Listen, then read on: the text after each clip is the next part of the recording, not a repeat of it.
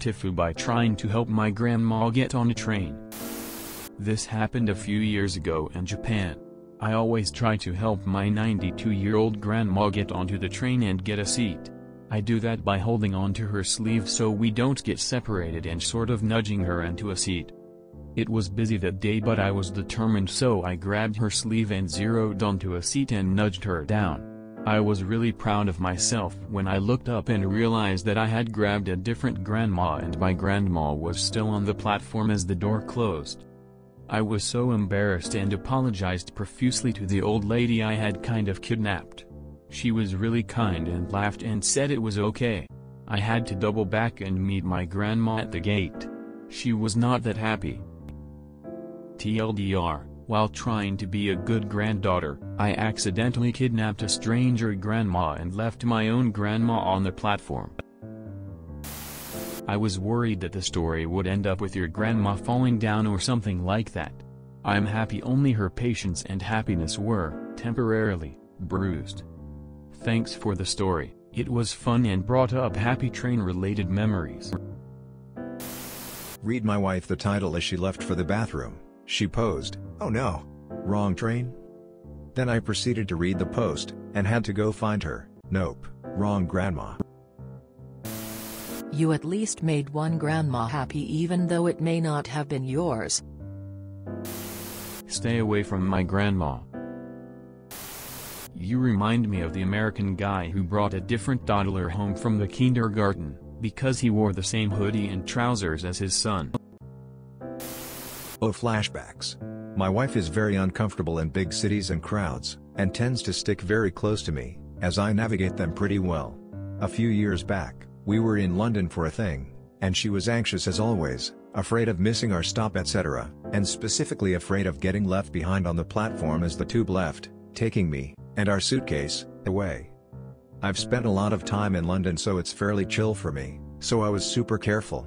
I always got her, the suitcase, then me on, in that order. And I always made sure that before we got on, I'd told her where we were going, how many stops, and where to find us in the stop on the route map so she could follow it. All good, right? Except my foolproof plan failed. When I got her on the train. Then the suitcase. Then she got to watch in horror as the doors closed in my face. Now I'm disabled, so I could not physically leap aboard the train as that happened. So all I could do was shout the station we were heading for, as loud as I could, and hope she got it. Fortunately, it was only a couple of stops away, and I was on the very next train, where I hopped off to see a very nervous, at that time, fiancé, practically hugging the wall as she looked anxiously for my arrival. Apparently, a very nice lady on the train, seeing what had happened, took pity on my terrified deer in headlights beloved. The lady had picked up what stop I was shouting, and gave her reassurance that she'd make sure she got off there, and that I really would just be a couple of minutes behind. I'm sure she could have made it herself, but not having to do it alone was good. The net result of this was that now I get clung to especially hard, whenever tube trains are involved. That is hilarious. Thanks for sharing, smiley face. She was not that happy, smiley face. You wanted to make a grandma happy and you did. Just not yours, embarrassed smiley face.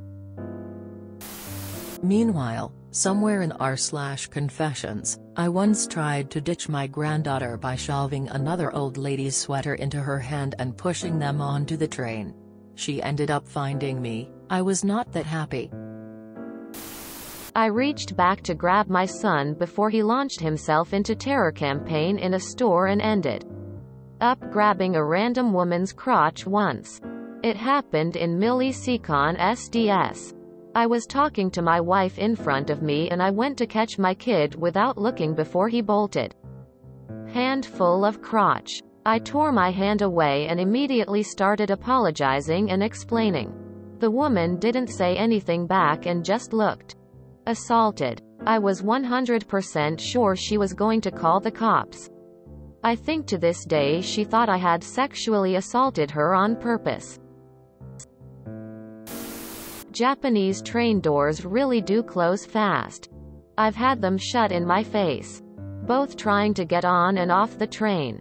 The funniest thing is when a group of friends are running up the escalator together, desperately trying to make the train, and only one of them doesn't make it in time as the doors shut in their face. The usual reaction from the other friends is either dying of laughter or freaking out over getting separated, depending on how yapperi they all are. Smiley face, smiley face, smiley face, smiley face. Wrong grandma's family. We know our granddaughter is great, but you can't just steal her. OP, observe. Busted out laughing, you're an absolute legend. Funny aside, it was an honest mistake. Wholesome TIFU. Upvote. Oh, I do these things all the time.